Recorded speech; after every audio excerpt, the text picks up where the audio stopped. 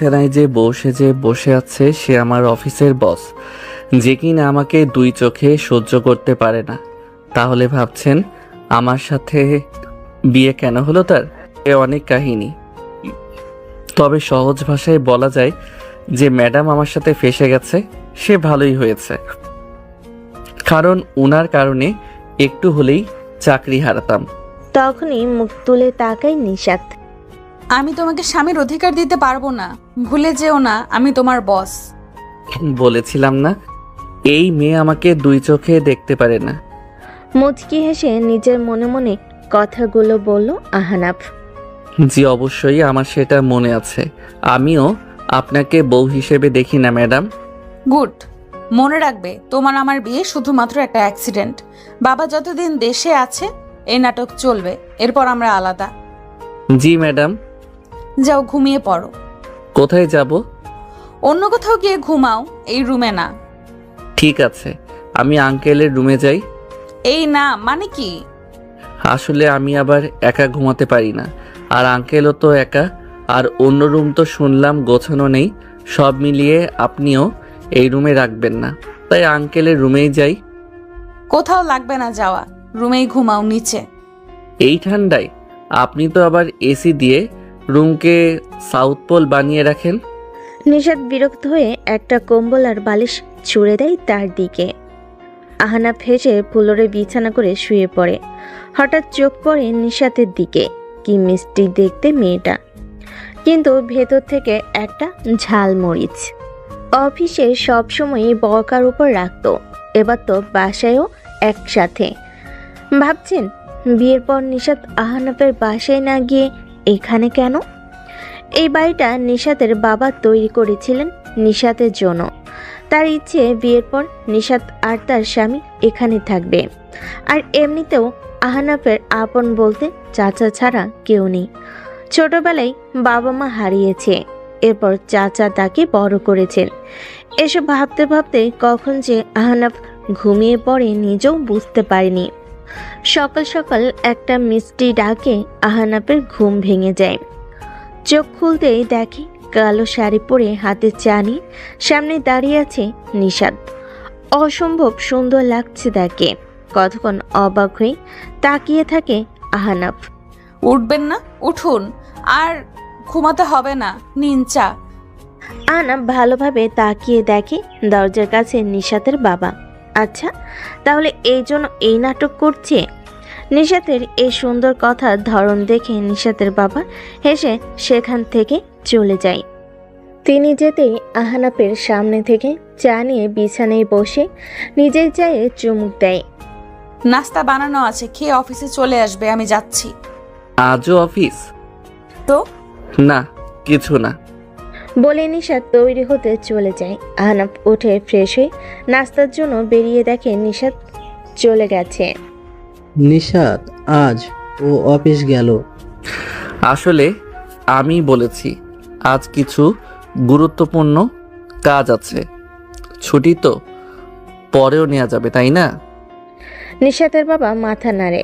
নাস্তা করে রেডি হয়ে আহনাফ অফিসের গেটে যেতে দারোয়ান তাকে থামায়। কি হলো? ম্যাডামের আদেশ, কেউ দেরি করলে 20 মিনিট গেটের বাইরে দাঁড়া করিয়ে রাখতে। আরে ম্যাডামকে বলো আমি এসেছি। এই আদেশ শুধু আপনার জন্যই, আমার কিছু করার নেই। বলে দারোয়ান ভেতরের দিকে চলে যায়।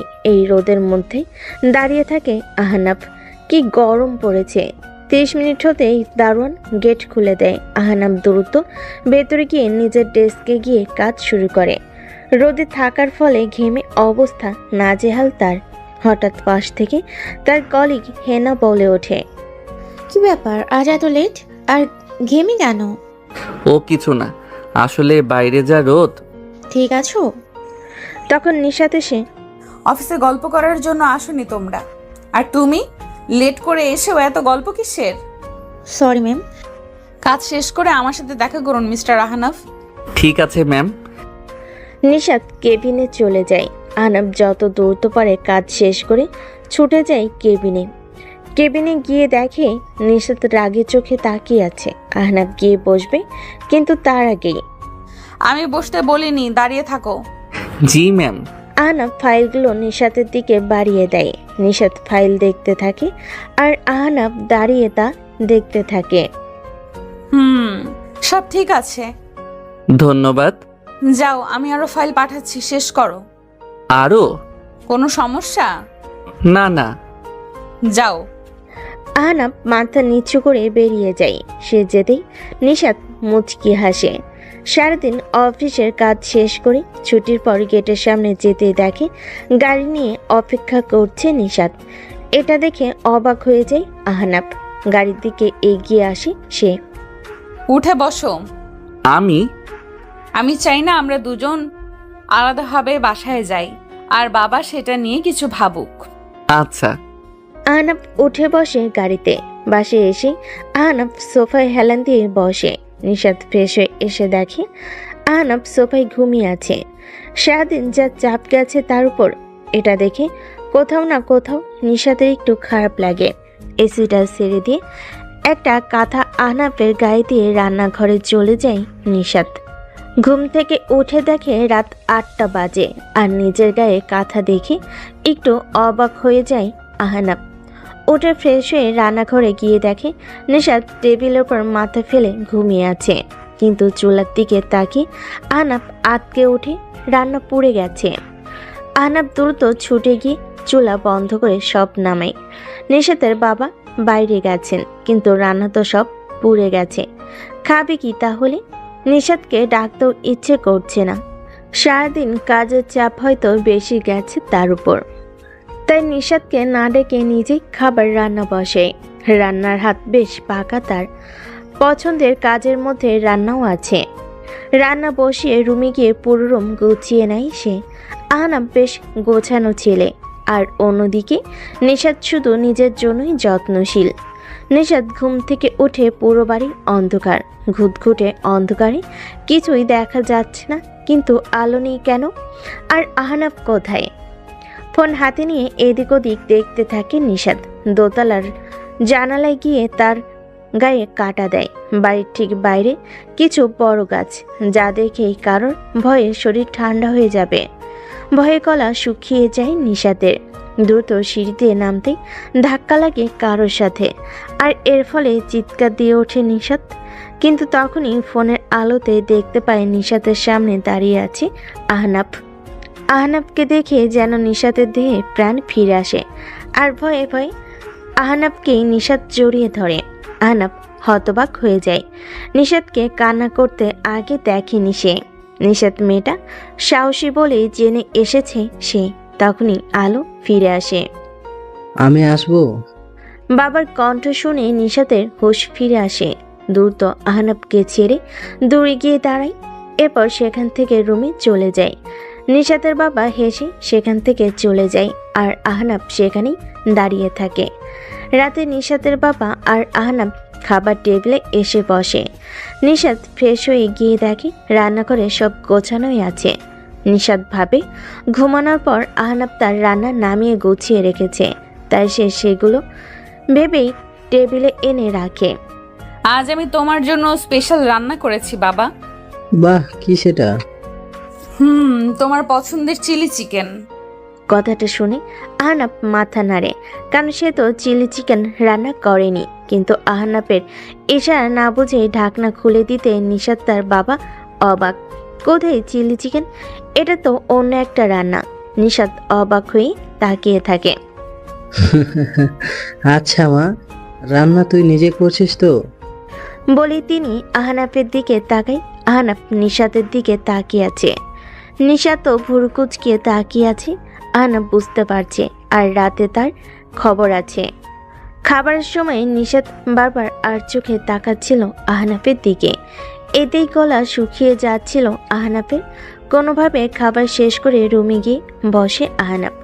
নিশাত সব গুছিয়ে রুমে গিয়ে দেখে আহনাফ আকাশের দিকে তাকিয়ে আছে। এই যে আমার রান্নাটা কোথায়? আমার রান্না কেন নেই? আসলে ম্যাম, আপনি যখন ঘুমাচ্ছিলেন তখন আপনার রান্না অক্কা পেয়েছে। মানে পুড়ে গেছে সব। কি বলছো? জি। নিশাত কিছুক্ষণ চুপ থেকে কিছু না বলে টেবিলে বসে অফিসের কাগজ ধরে আহনাব বারান্দায় গিয়ে আকাশের দিকে তাকিয়ে থাকে। কাজ করতে করতে হঠাৎ আহনাফের দিকে তাকায় নিশাত। তাকে এভাবে আকাশের দিকে তাকিয়ে থাকতে দেখে বলে ওঠে, আকাশে কি এমন দেখছো? চাঁদ, আজকে চাঁদটার আলো যেন অন্য দিনের চেয়ে বেশি, বেশ সুন্দর লাগছে। কি লাভ দেখে সময় নষ্ট করা? হয়তো আসলেই সময় নষ্ট, তবে সুন্দর জিনিস উপভোগ করাই ভালো। করতে থাকো। বলে কাজে মন দেয় নিশাত। হঠাৎ আহনাফের ফোন বেজে ওঠে। আহনাফ আসার আগে চোখ পড়ে নিশাতের। স্ক্রিনে হেনা নামটা ভেসে আছে। আহনাফ এসেই ফোনটা রিসিভ করে বারান্দায় চলে যায়। কিছুক্ষণ পর কথা শেষ করে এসে দেখে নিশাত তৈরি হচ্ছে কোথাও যাবার জন্য। কোথায় যাচ্ছেন ম্যাম? রবিন কল দিয়েছে। এত রাতে কোনো ছেলের সাথে বের হওয়া ঠিক দেখায় না। তোমার সাহস কি করে হয় আমার উপর কথা বলার? আমি কি করব না করব তোমাকে জিজ্ঞেস করতে হবে? Sorry ma'am. ভবিষ্যতে এই সাহস আর দেখাবে না। বলেই রাগে গজগজ করতে করতে বেরিয়ে যায় নিশাত। আহনাফ চুপ করে দাঁড়িয়ে থাকে। জানালা দিয়ে দেখে নিচের গাড়িতে অপেক্ষা করছে রবিন, আর নিশাত গিয়ে গাড়িতে উঠে চলে যায়। জানালার পাশেই একটা চেয়ার নিয়ে বসে থাকে আহনাফ। রাত 1টা। নিশাত বাসায় ফিরেই দেখে রুমের লাইট জ্বালানো। রুমে গিয়ে দেখে জানালার পাশে আহনাফ চেয়ারে ঘুমিয়ে আছে। একরকম বিরক্ত হই টেবিল থেকে পানি নিয়ে আহনাফের গায়ে ছুঁড়ে দেয়। আহনাফ লাফিয়ে ঘুম ভেঙে উঠে দাঁড়ায়। সামনে তাকিয়ে দেখে নিশাত। নিজের জায়গায় ঘুমাও। বলে গজগজ করতে করতে চেঞ্জ করতে যায় নিশাত। আহনাফ বুঝতেই পারল না তার ভুল কি। তাও কিছু না বলে ফ্লোরে বালিশ নিয়ে ঘুমিয়ে পড়ে। পরদিন সকালে ঘুম ভেঙে যায় নিশাতের ডাকে। সেই সকালের নাটক।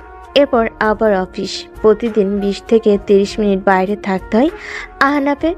আর রোজ রাতে আড্ডায় বেরিয়ে যায় রবিনের সাথে নিশাত। এভাবেই কেটে যায় 1 মাস। কিন্তু এই মাসটাই রবিন ধীরে ধীরে আরও ক্লোজ হতে থাকে নিশাতের, যা আহনাফের ভালো লাগে না। আবার সাহস করে নিশাতকেও বলতেও পারছে না। ইতিমধ্যে নিশাতের বাবা গ্রামের বাড়িতে গিয়েছেন কিছু কাজে, তাই সকালের ভালো ব্যবহারটাও তেমন পায় না আহনাফ। কিন্তু একদিন রাতে আকাশ মেঘলা, যে কোনো সময় ঝড় শুরু হতে পারে। আহনাফ বারান্দায় দাঁড়িয়ে।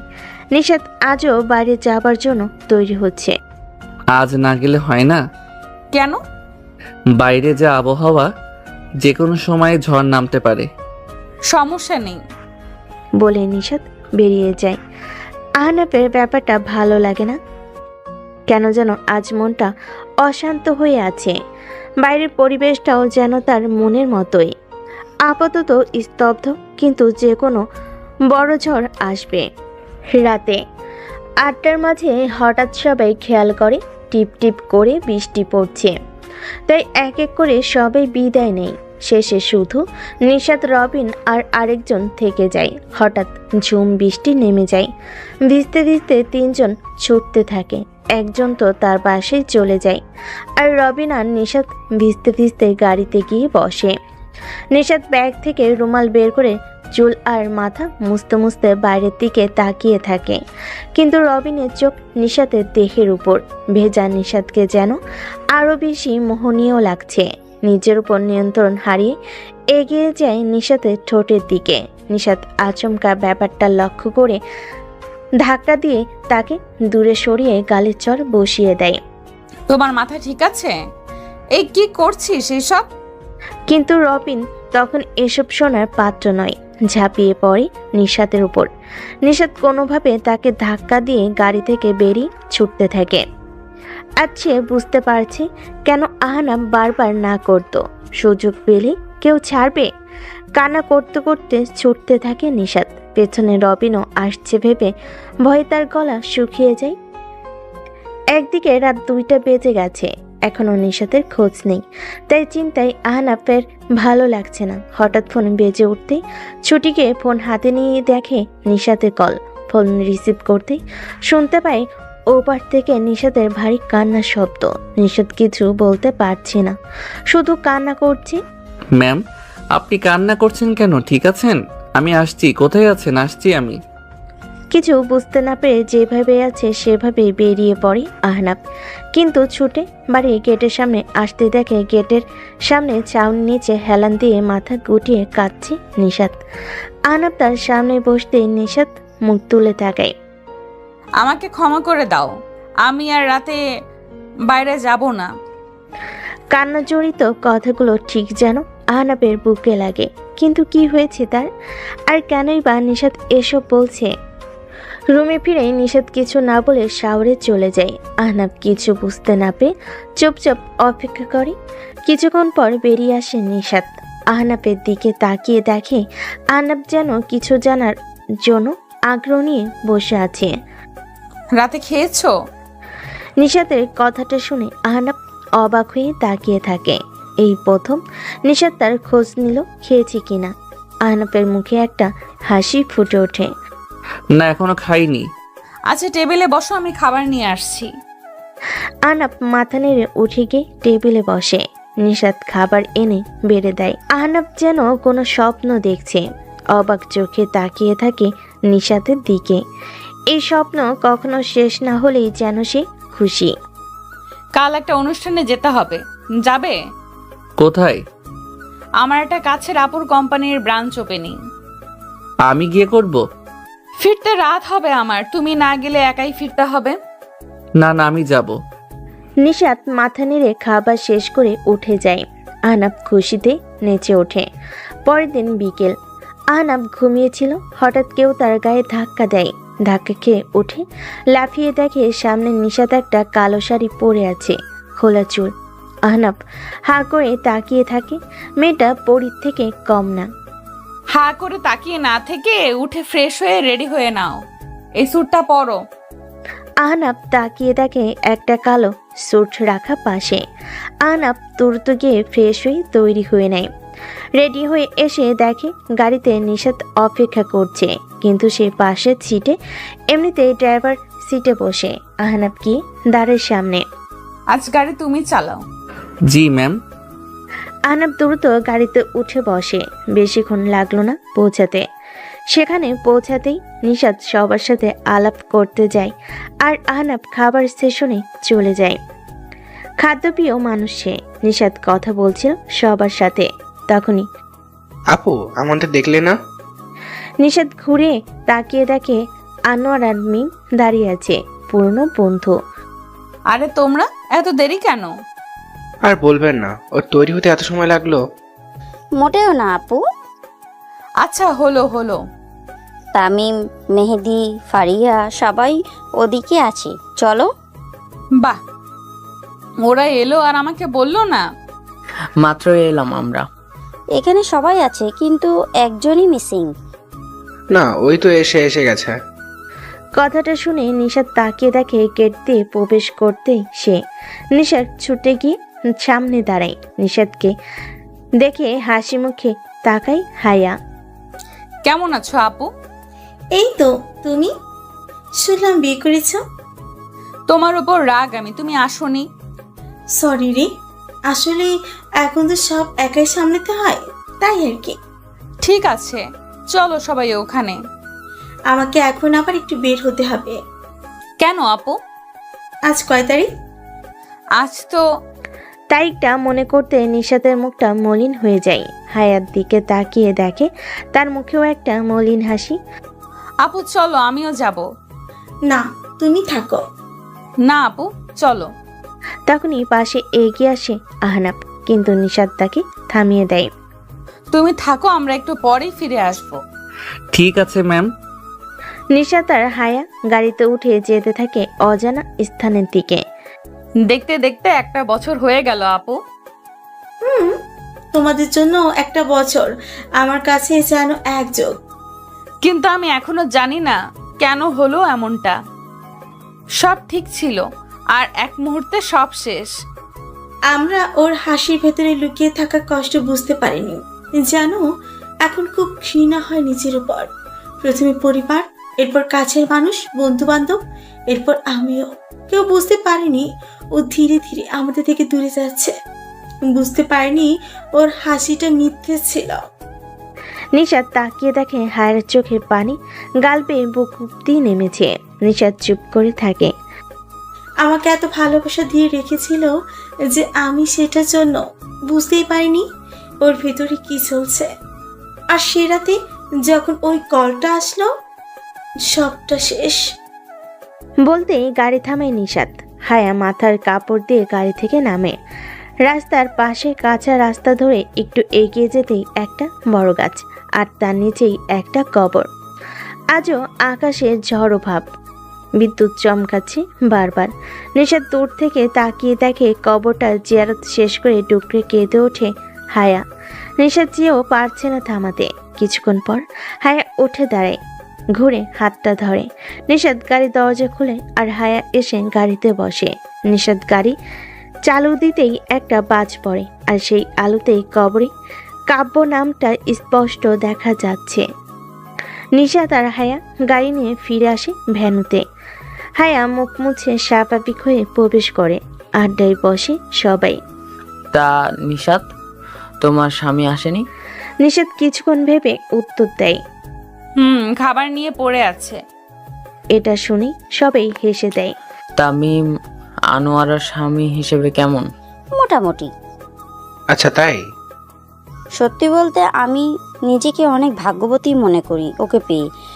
ও আমার রান্নার ভুল কখনোই ধরেনি। মাঝে মাঝে খারাপ খারাপ হলেও চুপচাপ খেয়েও আমাকে বলবে না।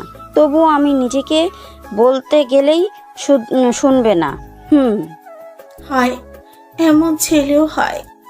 নিশাত হায়ার দিকে তাকায়। নিশাতের মনে আছে একবার হায়া আর সে মিটিংয়ে গিয়েছিল, আর সেখানে হায়া যখন বক্তব্য দিচ্ছিল তখন কাব্য একটা চেয়ারে বসে গালে হাত দিয়ে হাসি মুখে মুগ্ধ হয়ে তাকিয়েছিল হায়ার দিকে। এমনকি অফিসের খাবার নিজেই আনতো, হায়া কাজে ব্যস্ত হলে খাইয়েও দিত। হায়া হয়তো এজন্যই কথাটা বলল। নিশাত হায়ার হাতে হাত রাখলো। হায়া একটা হাসি দিয়ে তার দিকে তাকায়। আর এমন ছেলেদের অনুভূতি অনেক গভীর হয়, বুঝতে পারার আগেই মাঝে মাঝে হারিয়ে যায়। হায়া আস্তে আস্তে বলে, যা নিশাত শুনতে পায়। নিশাত ঘাড় ঘুরিয়ে তাকিয়ে দেখে আহনাফ চেয়ারে দুপা ভাঁজ করে বসে খাবার খাচ্ছে। নিশাত কিছু একটা আজ করতে পেরে দ্রুত উঠে এক গ্লাস পানি নিয়ে আহনাফের পেছনে গিয়ে দাঁড়ায়। কয়েক সেকেন্ডের মধ্যেই আহনাফের গলায় খাবার আটকে যায়। সে তো পানি আনেনি, কিন্তু পেছন থেকে গ্লাসটা বাড়িয়ে দেয়। আহনাফ দ্রুত পানি খেয়ে হাঁপ ছেড়ে বাঁচে। নিশাতের দিকে তাকিয়ে দেখে নিশাত মাথা নেড়ে সেখান থেকে হেঁটে যায়। নিশাত গিয়ে সবাই সহ খেতে বসে। তোমার হাজবেন্ডকে ডাকবে না? ও আগে খেয়ে নিয়েছে, এখন ডাকলেও খেতে পারবে না। কিন্তু তখনই পেছনে আহনাফ হাজির, বলে, আমি কখন বসবো খেতে? কথাটা শুনে সবাই হাঁ করে তাকিয়ে থাকে। বিশেষ করে নিশাত বড় বড় চোখ করে তাকিয়ে থাকে। আপনি আরো খাবেন? হ্যাঁ, তখন নাস্তা করলাম। আরে নিশাত, সমস্যা কি? বসো ভাই। 1 মিনিট। নিশাত ব্যাগ থেকে একটা ইনো বের করে পানিতে গুলে আহনাফকে দেয়। এটা আগে শেষ করে নাও, তারপর কিছুক্ষণ রেস্ট, তারপর খাবে। প্রয়োজনে আমি অপেক্ষা করব। আরে আমাদের এসব লাগবে না, চিন্তা করবেন না। অনুষ্ঠান থেকে ফেরার 1 ঘন্টা পর বিছানায় পেট ব্যথায় কাতরাতে থাকে আহনাফ। সামনে নিশাত চোখ গরম করে তাকিয়ে আছে। আহনাফের এবার কি হবে? আহনাফ ভয়ে ভয়ে নিশাতের দিকে তাকায়। নিশাত কিছুক্ষণ চোখ গরম করে তাকিয়ে মাথা নেড়ে উঠে রুম থেকে বেরিয়ে যায়। আহনাফ চুপ করে শুয়ে থাকে। তখনই আবার নিশাত কিছু মেডিসিন নিয়ে এসে আহনাফের সামনে বসে। এক এক করে 2টো ট্যাবলেট আহনাফের হাতে ধরিয়ে দেয়, পানির গ্লাস সহ। এগুলো সহ খেয়ে নাও। জি। নিশাত উঠে চেঞ্জ করতে চলে যায়। পরের দিন নিশাত একাই অফিসে চলে যায়। আহনাফকে বলে যায় যেন বিছানা থেকেও না ওঠে। সকাল থেকে একা থাকতে থাকতে আহনাফ বিরক্ত হয়ে যায়। দুপুর হয়ে আসতেই ভাবলো একটু হেঁটে আসবে, কিন্তু বিছানা থেকে বাইরে পা রাখতে কারোর একটা ছায়া দরজায় পড়ে। আহনাফ তাকিয়ে দেখে নিশাত অফিস থেকে ফিরে রুমের দরজায় দাঁড়িয়ে আছে। আমি তোমাকে না করেছিলাম উঠতে। Sorry ma'am. আমি রান্না করে নিচ্ছি, তোমার কিছু চাই? না না, ঠিক আছি আমি। ঠিক আছে। নিশাত রান্না করতে চলে যায়। হঠাৎ নিশাতের পরিবর্তন দেখে আহনাফ অবাক আবার খুশিও। দুপুরে রান্না শেষ করে খাবার সোজা রুমেই নিয়ে আসে নিশাত। বেশ ভালো খাবার, ঝাল ছাড়া। খাবার শেষ করে নিশাত অফিসের কাজে বসে। তখনই আহনাফ উঠে দাঁড়ায় তার সামনে। কিছু বলবে? আসলে সব বন্ধুরা আজ দেখা করার কথা। আমি যাই। পেটের ব্যথা? এখন নেই তো। আচ্ছা, কিন্তু 9টার আগে ফিরবে। মাত্র 9টা? ঠিক আছে ম্যাম। বলে আহনাফ তৈরি হয়ে নেয় বের হতে। দাঁড়াও। নিশাতের ডাকে দরজায় থমকে যায় আহনাফ। নিশাত উঠে ব্যাগ থেকে একটা ঘড়ির বক্স বের করে ঘড়িটা আহনাফের হাতে পরিয়ে দেয়। আহনাফ অবাক, কারণ এটা সেই ঘড়ি যা সে গতরাতে অনলাইনে দেখেছে আর তার খুব পছন্দ হয়েছিল, কিন্তু দাম বেশি, তাই আর ভাবিনি এই ব্যাপারে। এত দামি ঘড়ি আর নিশাত জানলো কিভাবে? ঠিক 9টার আগে ফিরবে। বলেই নিশাত নিজের জায়গায় গিয়ে বসে। ঠিক আছে, আসি আমি। রাত 8:45। আহনাফ এখনো বাসায় আসেনি। খাবার টেবিলে খাবার সাজিয়ে বসে আছে নিশাত। এখনো আহনাফের খোঁজ নেই। নিশাত উঠে বাদবাকি কিছু কাজ সেরে নেয়। রাত 9:27। এখনো আহনাফ আসেনি।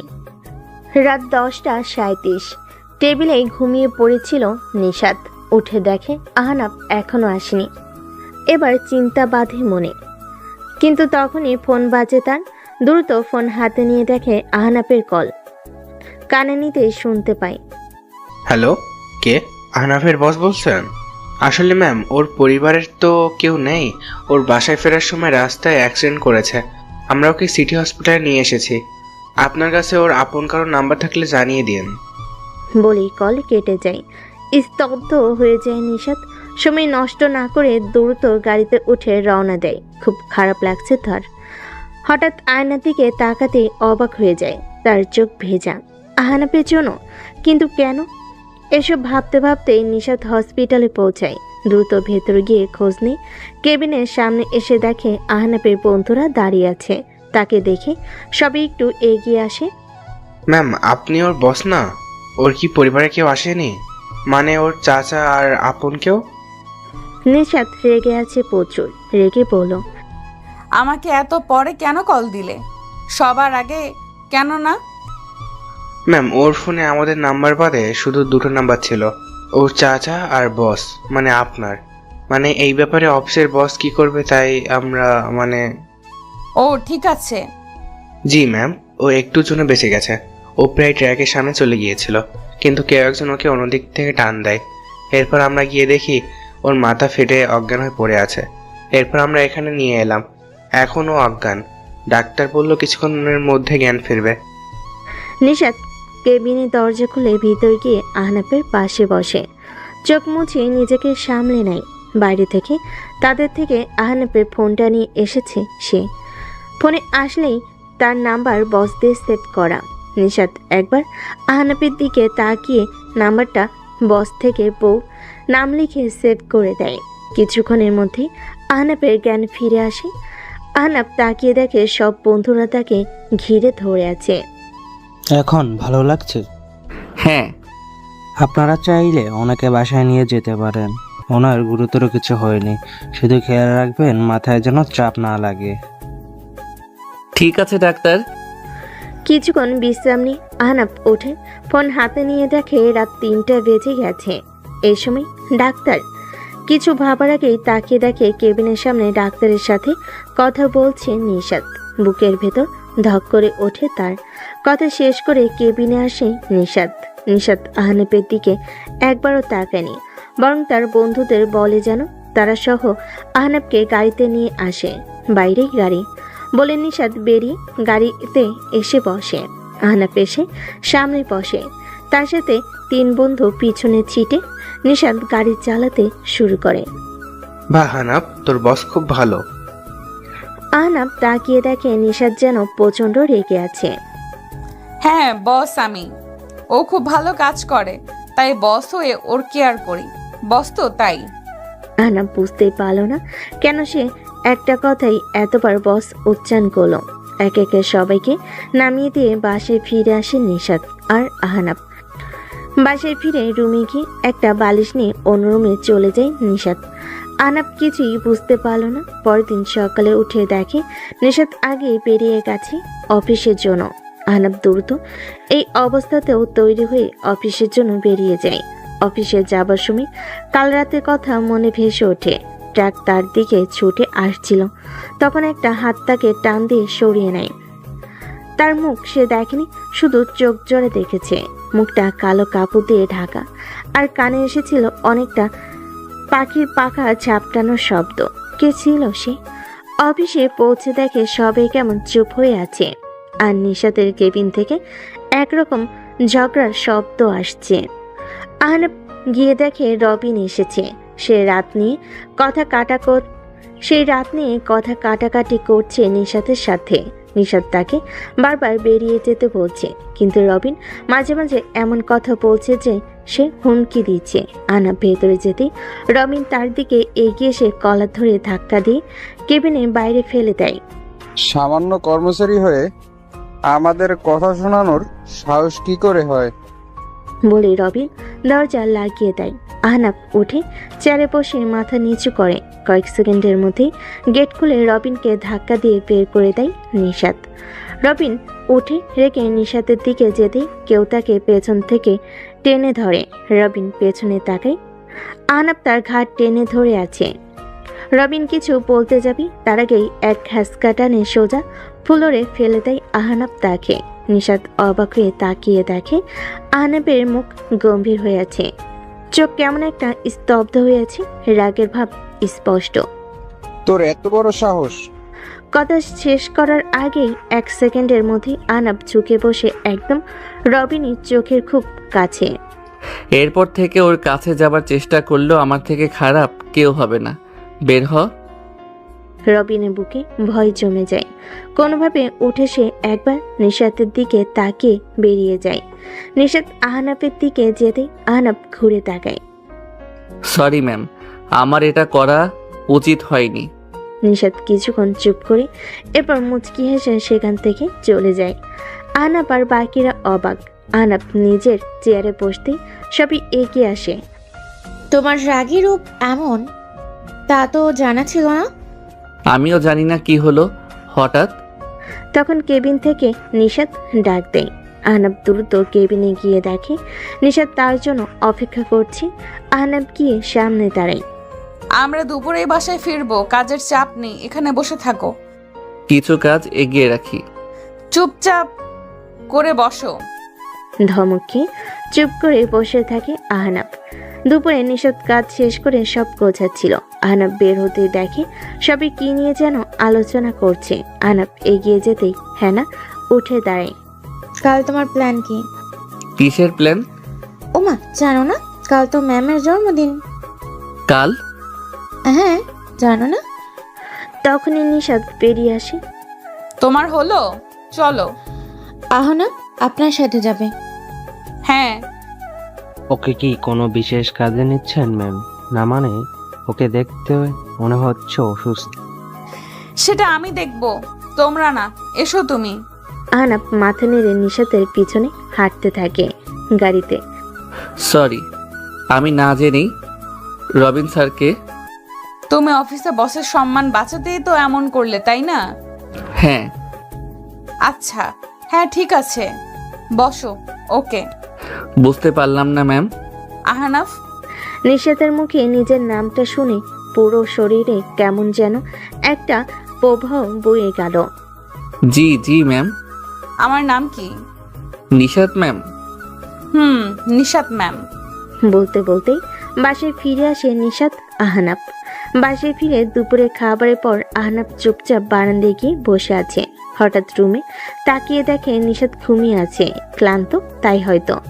হঠাৎ একটা জিনিস মাথায় এলো, কাল তো ম্যামের জন্মদিন, কিছু উপহার আনা লাগবে। নিশাতকে বলে সে বের হতে দেবে না, তাই আহনাব চুপি চুপি বেরিয়ে যায়। দারোয়ানকে বলে যায় ম্যামকে বলতে সে বন্ধুর বাসায় যাচ্ছে। রিক্সা করে শপিং মলে গিয়ে শাড়ির দোকানে গিয়ে এক একে কিছু শাড়ি দেখতে থাকে। 2টা শাড়ি পছন্দ হয়, কিন্তু দুটোর টাকা তো সে আনেনি। কোনটা নিবে ভাবতে থাকে। এদিকে ঘুম থেকে উঠে আহনাবকে না পেয়ে নিশাত একটু চিন্তায় পড়ে। তখনই টেবিলে একটা নোট পেয়ে হাতে নিয়ে দেখে সেটি আহনাব লিখে গেছে বন্ধুর বাসায় যাচ্ছে। নিশাত একটু রেগে যায়, তাও কি করবে আর। ফ্রেশ হয়ে কফি নিয়ে বারান্দায় বসে।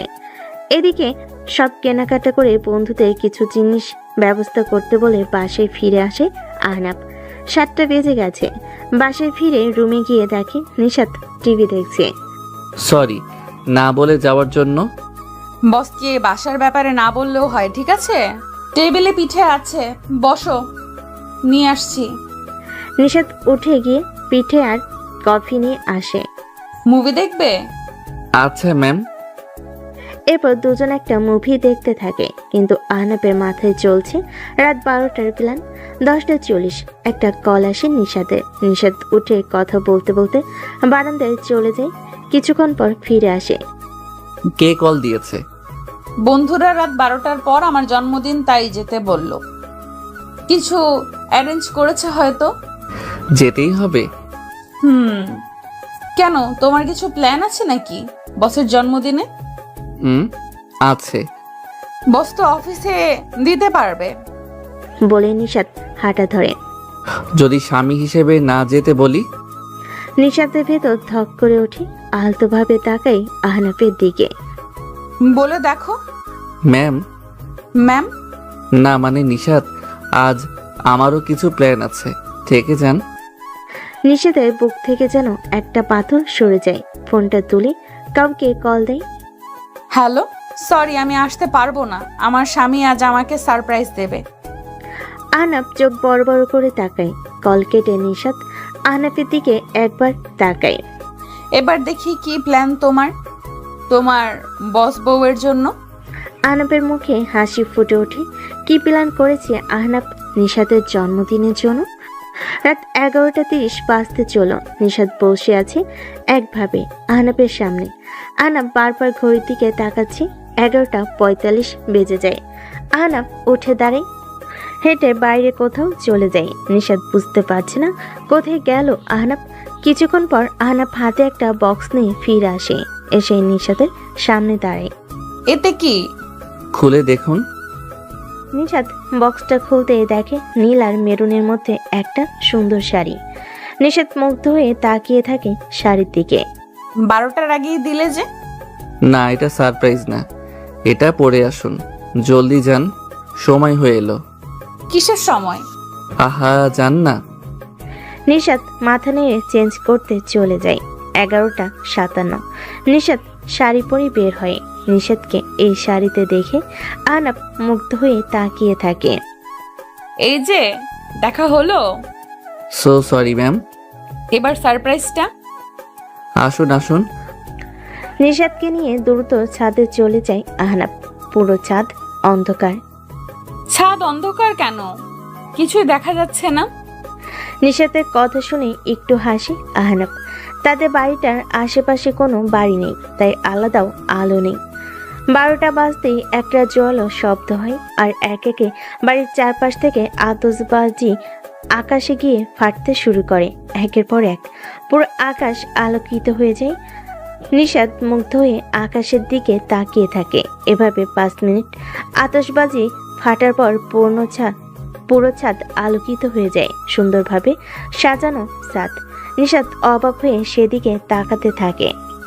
এইসব কখন, কিভাবে? তুমি তো আসলে যখন আপনি ঘুমিয়েছিলেন তখন এতে আমাকে কিছু মানুষ সাহায্য করেছে। বলতে নিশাতের বাবা নিশাতের এক ফ্রেন্ড কেক নিয়ে ভেতরে আসে। বাবা, মিলি। হ্যাঁ মা, আমি দুপুরে ফিরে দেখি তুই ঘুমাচ্ছিস। এরপর আহনাফ আমাকে বাকিটা বলল। সরি ম্যাম, না বলে। নিশাত কেক কাটে। প্রথম টুকরো হাতে নিয়ে দেখে আহনাফ দূরে দাঁড়িয়ে আছে। নিশাত এগিয়ে আহনাফের মুখে কেক পুড়ে দেয়। আহনাফ বড় বড় চোখ করে তাকিয়ে থাকে অবাক হয়ে। নিশাতের বাবা আর মিলি হাসতে থাকে। আহনাফ একটু লজ্জা পেয়ে যায়। নিশাত মা, কাল তুমি আর আহনাফ হায়ার গ্রামে বেড়াতে যাচ্ছ। বিকেলের ট্রেন। বাবা, এই হঠাৎ? বিয়ের পর তোমরা কোথাও যাওনি, আর হায়াও বলল গ্রামে যাচ্ছে।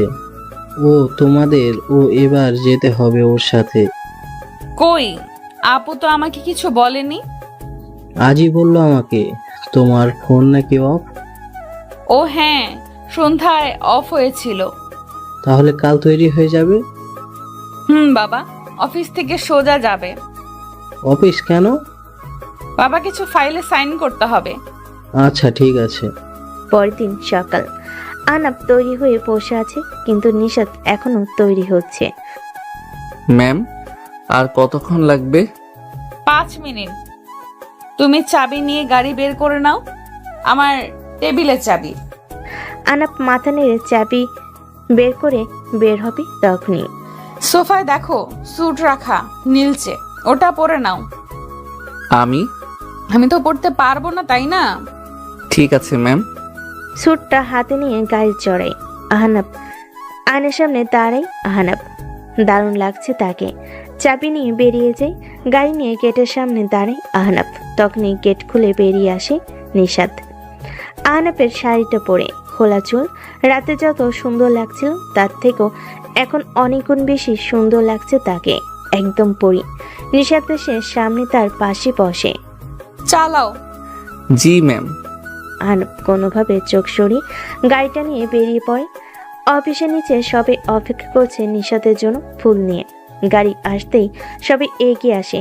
আহনাব আগে বেরিয়ে দরজা খুলে দেয়। নিশাত বেরিয়ে আসে। সবাই অবাক, এই প্রথম নিশাত এভাবে অফিসে এসেছে। তাদের মধ্যে রবিনও এসেছে। সবার আগে সে এগিয়ে যায়। Happy birthday Nishat. এখনো রেগে আছো? আর তুমি এই সামান্য কর্মচারীর সাথে মিলিয়ে শাড়ি কেন পরলে?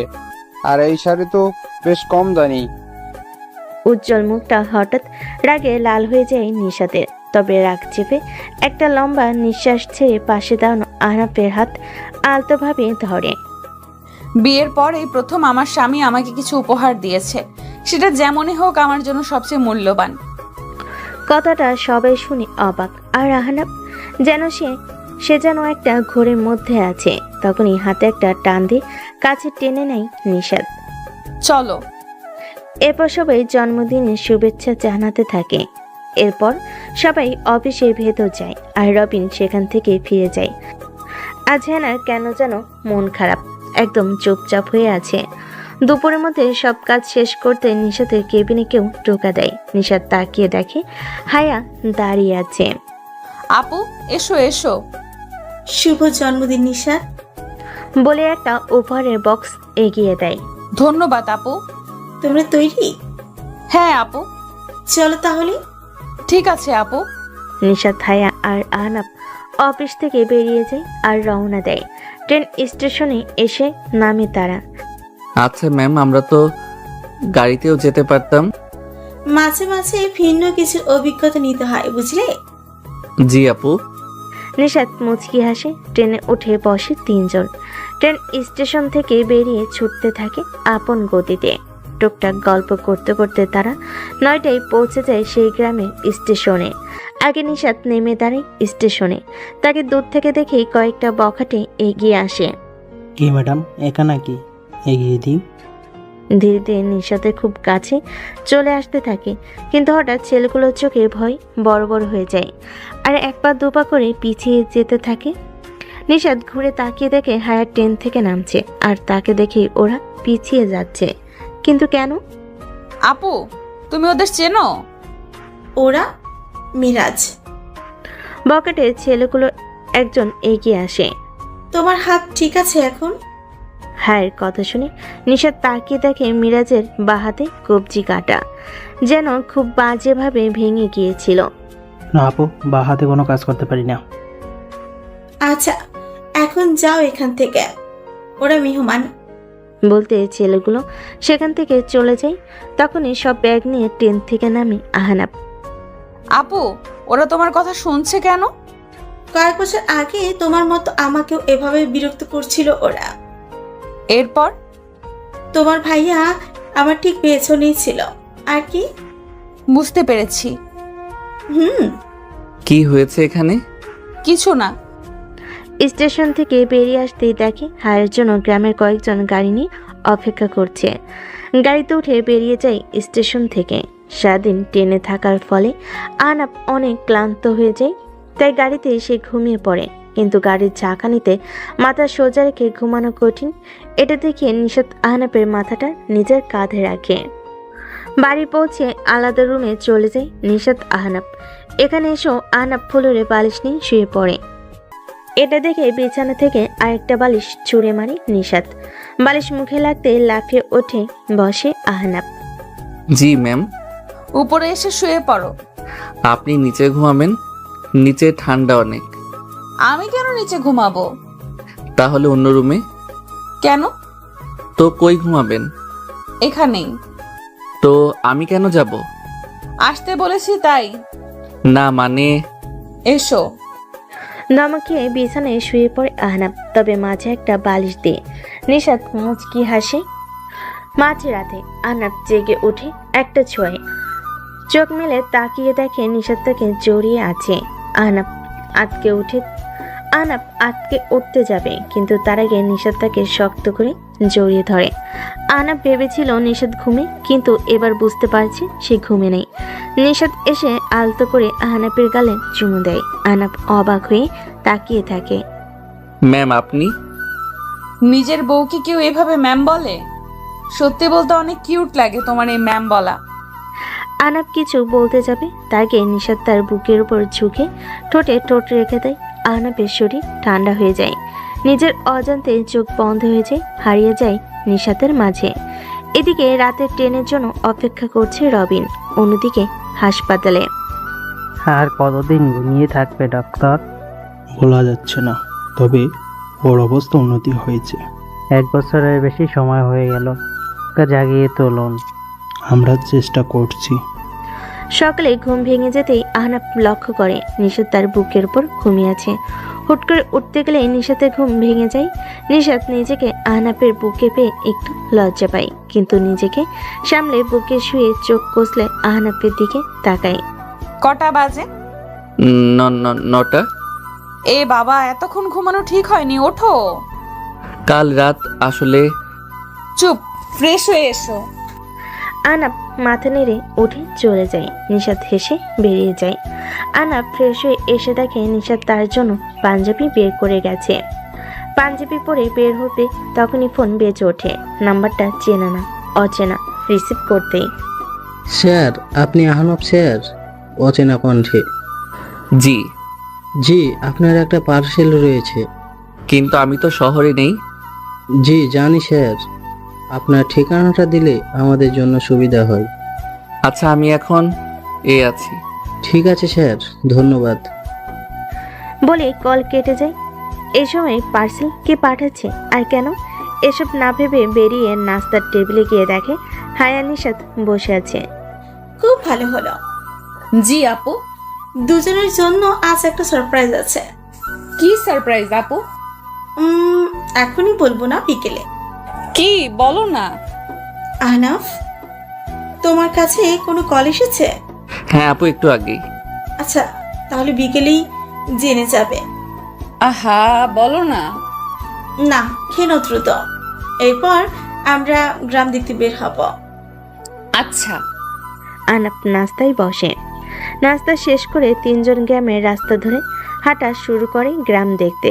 দুধারে মাঠ আর রাস্তার ধারে উঁচু উঁচু গাছ, আর শীতল ছায়ার মধ্য দিয়ে কাঁচা রাস্তা চলে গেছে। আর সেই রাস্তা ধরে তিনজন হাঁটছে। মাঝে মাঝে পাশ দিয়ে শালিকের দল উড়ে যাচ্ছে। এক মনোরম পরিবেশ। হাঁটতে হাঁটতে হায়া আর নিশাত হাসি তামাশা করছে। হঠাৎ নিশাত হাঁটতে হাঁটতে আহনাবের এক হাত জড়িয়ে ধরে। আহনাব চমকে উঠে তাকায়, কিন্তু নিশার জন্য এটা ভুল করে ধরেনি। সে ধরেই হাঁটছে আর হায়ার সাথে কথা বলছে। আহনাব তাকিয়ে আছে নিশাতের দিকে। আমাকে পরে সারাক্ষণ দেখতে পারবে, রাস্তা দেখো এখন। জি ম্যাম। কথাটা শুনে চোখ পাকিয়ে তাকায় নিশাত। এতে ভয়ে গলা শুকিয়ে যায় আহনাবের। আহনাবের চোখে মুখে ভয় দেখে নিশাত হেসে দেয়। আহনাব একটু মুচকি হাসে। দুপুর হয়ে আসতেই তারা বাড়ির দিকে হাঁটা শুরু করে। হঠাৎ দূর থেকে একটা বুড়ো লোক ছুটে আসে, এসে হায়ার সামনে দাঁড়ায়। হায়া মা, তুমি এসেছো, আমাকে বলনি কেন? কাকা, আমি রাতে এসেছি। আমি তো বিকেলে আপনার বাড়ি যেতাম। সে তো যেতেই হবে, আজ তো তোমার মিলির গায়ে হলুদ, কাল বিয়ে। কি বলেন? আমাদের মিলি বিয়ে? বাবা, কত বড় হয়ে গেল, বুঝতেই পারিনি। তুমি কিন্তু সময় করে চলে আসবে, মিলি জানলে কিন্তু নিজে গিয়েই টেনে নিয়ে আসবে তোমার। কাকা, আমি যাব। মিলির বিয়ে আর আমি যাব না, তা হয়? আচ্ছা মা, শুনে খুশি হলাম। এখন চাই, অনেক কাজ তো মা, মেয়ের বাবা তো। বলেই লোকটা ধান ক্ষেতের আইল ধরে একটা বাড়ির দিকে চলে যায়। আজ গাহলুতে যেতে হবে, গ্রামের বিয়েটাও দেখে নেবে তোমরা। আপু, বেশ ভালো হলো। আমি কখনো গ্রামের বিয়ে দেখিনি, আজ দেখব। আপু, তাহলে তো আমাকে একটু শপিং মলে যেতে হবে। কেন? আসলে আমি গলায় পরার কিছু আনিনি, শাড়ির সাথে কিছু না পরলে কেমন লাগবে বলো? এইখান থেকে সবচেয়ে কাছের শপিং মলের দূরত্ব 3 ঘন্টার। কি বলো? তাহলে বললাম না, ভেবো না, সারপ্রাইজ আছে। আচ্ছা, তুমি কি বলবে ঠিকভাবে? বাড়ি চলো। হ্যাঁ আপু, আমার অনেক ক্ষুধা পেয়েছে। তোমার তো সারাদিনই ক্ষুধা পায়।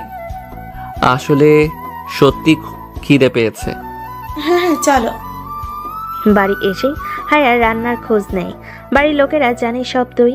এদিকে নিশাত গোসল শেষ করে এসে আয়নার সামনে দাঁড়ায়। ভেজা চুল, এখনো পানি পড়ছে।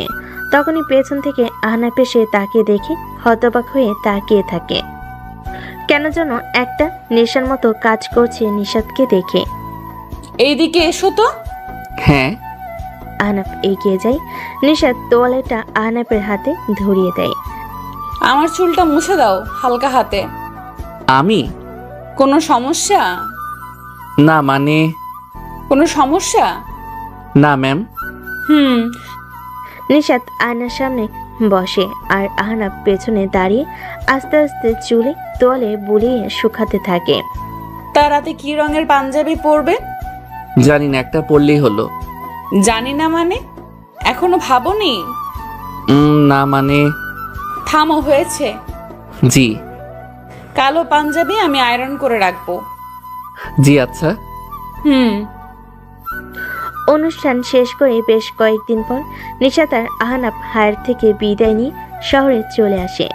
নিশাত আগে থেকে পরিবর্তন হয়েছে, এখন আর রাতে একা বাইরে যায় না। আহনাফকে কেয়ার করে, তবে আহনাফ বুঝতে পারছে না তাকে ভালোবাসে নাকি বাসে না। সকালে নাস্তা করে দুজন অফিসে গেল। আহনাফ তার কলিগ হেনার সাথে কথা বলছিল, এমন সময় পিয়ন আসলো। স্যার, আপনাকে ম্যাডাম ডাকছে। গিয়ে বলো আসছি। ম্যাডাম আসবো? আসেন। ম্যাডাম দরজা লক করলেন কেন? আমি কি কিছু করেছি? বসেন। আপনি অফিসে গল্প করতে আসেন? না মানে ম্যাডাম, এই কথা বলছেন কেন? আমি যে প্রশ্ন করেছি তার উত্তর পাইনি। না মানে ম্যাডাম, একটু কথা বলছিলাম। না মানে জি। আর কিছু বলতে পারলাম না। ম্যাডাম আমার কলার ধরে তার মুখের সামনে নিয়ে আসলো। তারপর যা হলো তার জন্য আমি প্রস্তুত ছিলাম না। ম্যাডাম আমার ঠোঁটের সাথে তার ঠোঁট লাগিয়ে দিল। পাক্কা 5 মিনিট পর ছেড়ে দিয়ে দুজন হাঁপাচ্ছি। আর আমি ভাবছি এই মেয়ে আমার সাথে এটা কি করলো। আমার ভাবনার মাঝে হঠাৎ ম্যাডাম বলল, কই, আমার সাথে তো বলেন না। তুই এরপর থেকে যদি ওই মেয়ের সাথে কথা বলিস তাহলে তোর একদিন কি আমার একদিন।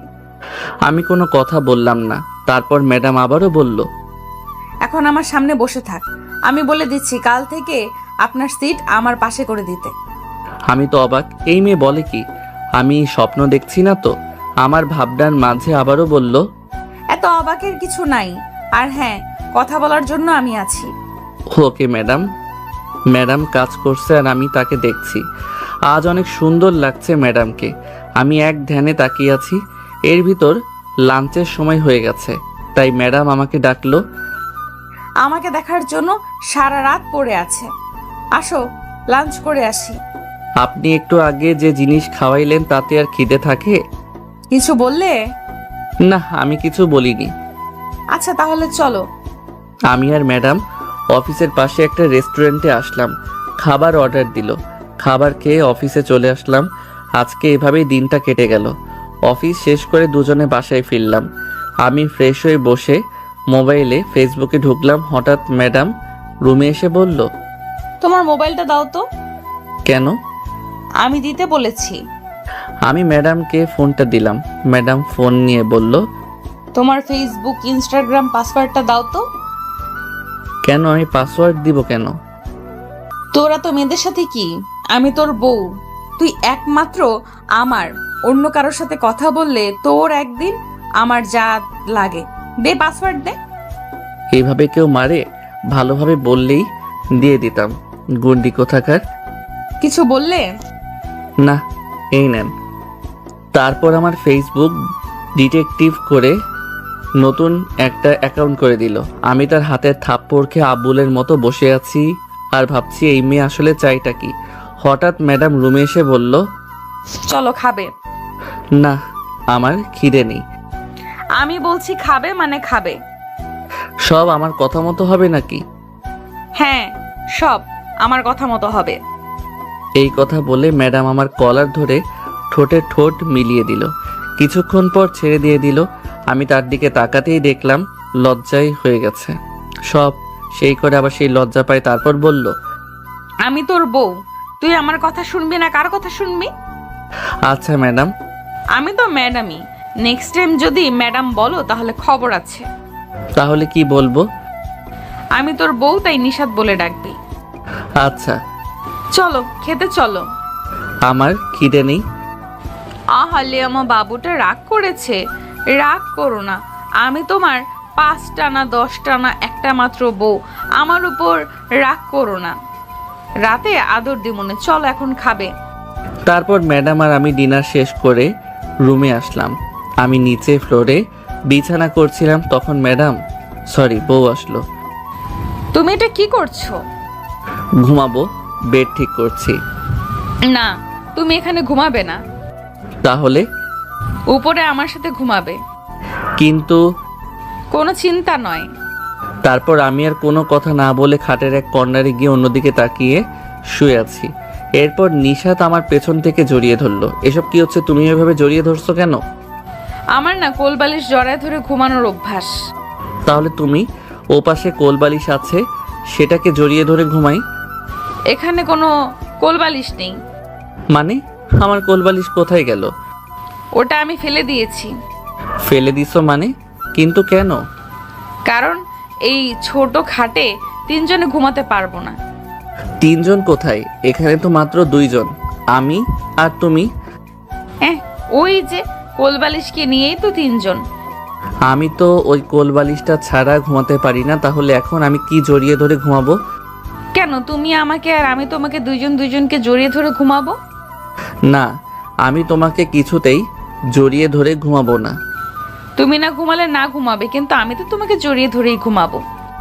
এই কথা বলে আবার আমাকে জড়িয়ে ধরে শুয়ে পড়ল। আমি আর কিছুই বললাম না, কারণ জানি আমার কথা শুনবে না। আমারও মন চাচ্ছে ওকে ভালোবেসে বুকে জড়িয়ে নিতে, কিন্তু কেন জানি না একটা বাধা অনুভব করছি। আজ সারা দিনটা যে কিভাবে কেটে গেল বুঝতেই পারিনি। আর আমাকে যে মেনে নিয়েছে এটা তো আমার কাছে স্বপ্নের মতো মনে হচ্ছে। এইসব কথা ভাবছিলাম, তখন ম্যাডাম মানে বউ বলল, শুনছো? আমার না আদর লাগবে। আপনার আদর লাগবে? আমি কি করতে পারি? তুমি কি করতে পারো মানে কি? আমার আদর লাগবে। আপনার আদর লাগবে, আপনি নিয়ে নেন। আমি না করছি নাকি? হায় আল্লাহ, আমার কি ফাটা কপাল, এমন আনরোমান্টিক একটা স্বামী দিলা। আমি আনরোমান্টিক? তো কি? রোমান্টিকতা দেখতে চান, সামলাতে পারবেন তো? তুমি দিয়ে দেখো না। শোনো না, বলেন। আমার তোমার মতো একটা ছেলে বাবু লাগবে। আমার তো আপনার মতো একটা মেয়ে বাবু চাই। সে দেখা যাবে, আগে আল্লাহ যেটা দিবে ওইটাই। আগে তো বাবু আসার কাজ শুরু করবে, নাকি এমনি এমনি প্লে স্টোর থেকে আসবে? আর কি, আমি সম্মতি পেয়ে ম্যাডামকে কাছে টেনে নিলাম। তারপর একে অপরের মাঝে মিশে গেলাম। আমি ম্যাডামের নাভিতে একটা চুমু খেলাম। তারপর নিচে নামতে লাগলাম, আর ম্যাডাম আমার সারা শরীরে কিস করছে আর এক হাত দিয়ে মাথায় হাত বুলিয়ে দিচ্ছে। এরপর আমরা চলে গেলাম অন্য জগতে। সকালে ঘুম ভাঙলো নিশাতের চুলের পানিতে। চোখ খুলে দেখলাম নিশাত মাত্র শাওয়ার নিয়ে বের হয়েছে। আমি বললাম, তুমি একা শাওয়ার নিলে? তাহলে কি করব? দুজনে একসাথে নিতাম। আহা, শখ কত! অফিসে যেতে হবে, তাড়াতাড়ি ওঠো। এতদিন পর বউকে কাছে পেলাম, আর বউ কিনা আনরোমান্টিক। হায় আল্লাহ। রাতে দেখা যাবে কত দূর পারো। এখন রেডি হয়ে নাও, অফিস যাব। নিশাত ওর ফোনে আমার আইডি লগ ইন করে সোজা আগে মেসেঞ্জারে ঢুকলো।